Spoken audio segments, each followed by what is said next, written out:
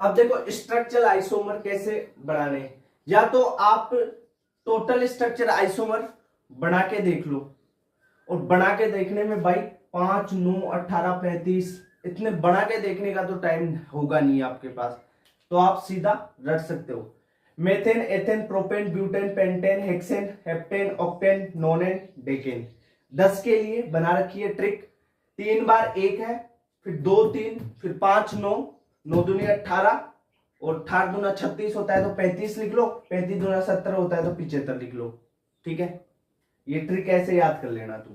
ठीक है, वैसे बनाना बता देता हूं। जैसे आपके पास एक एग्जांपल से C4H8 के टोटल आइसोमर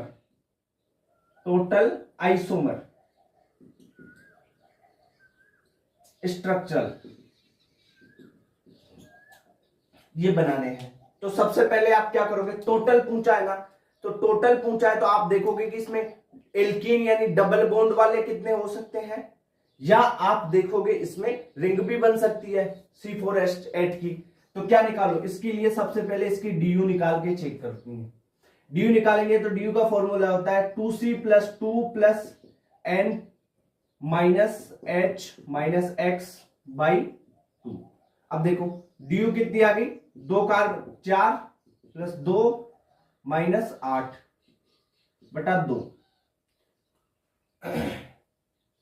4 है ना, ये 8 है, तो 2C 4 दूनी 8 और 2 कितने हो गए 10, 10 - 8 2, यानी डीयू 1 हो गई।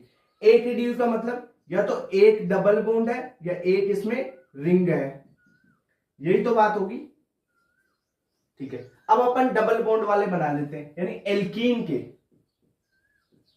डबल बॉन्ड वाले इसके आइसोमर बनाते हैं। जैसे 4 कार्बन है तो आप इन 4 कार्बन को ऐसे बना लिया, एक यहां पे डबल बॉन्ड लगा दिया, एक तो ये बन गया, दूसरा आप इसी डबल बॉन्ड को इस पोजीशन पे लगा सकते हैं। ठीक है, तीसरा आप क्या करो, डबल बॉन्ड यहां पे रहने दो और एक कार्बन यहां पे लगा दो, तो 3 आइसोमर बन गए, 3 के अलावा चौथा नहीं बनेगा। ठीक है, 3 ये बन गए। अगर रिंग की बात कर रहे हो, रिंग में कैसे बनेंगे कि 4 कार्बन की रिंग है, या तो डीयू 1 है ना, डीयू 1 रखनी है, ये लो एक रिंग ये बन गई। 4 कार्बन है आपके पास तो आप ऐसी भी रिंग बना सकते हो ना, और एक CH3 ग्रुप यहाँ पे लगा सकते हो, तो 3 की रिंग और एक CH3 बार, यानी 2 तो ये बन गए और 3 ये आइसोमर बन गए इसके। ठीक है, तो इस प्रकार अगर दे दिया जाए आपको तो आप ऐसे बना सकते हैं। या एल्केन वाली सीरीज है ना, तो उसके तो सीधे ही मैंने पूरे ट्रिक बना रखी है, ऐसे याद कर सकते हो आप। 3 बार 1 याद करना है, कैसे C3 तक तो 3 बार 1 है, फिर 2 याद रह जाएगा, 3 याद रह जाएगा, 5 भी याद रह जाएगा।